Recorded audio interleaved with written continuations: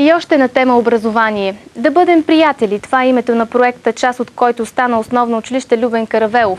Основната цел на разработката е превенция на насилието сред децата в училище, вкъщи и на улицата.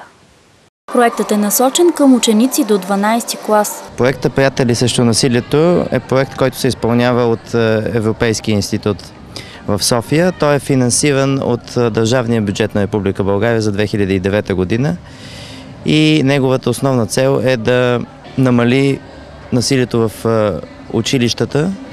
Идентифицирахме 3 града в страната, които показват най-високи стойности на насилие сред учениците. Това са Велико Търново, Монтана и Ямбол.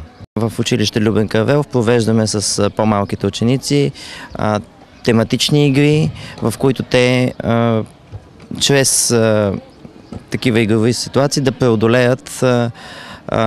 преодолеят насилието помежду си, да разберат основите на проблема и пак повтарям, чрез игри да се опитат да превъзмогнат този проблем, с който всички днес се сблъскваме. Като част от дейностите по проекта е заложено и провеждането на конференция, която ще бъде насочена към учениците от математическа гимназия Атанас Радев.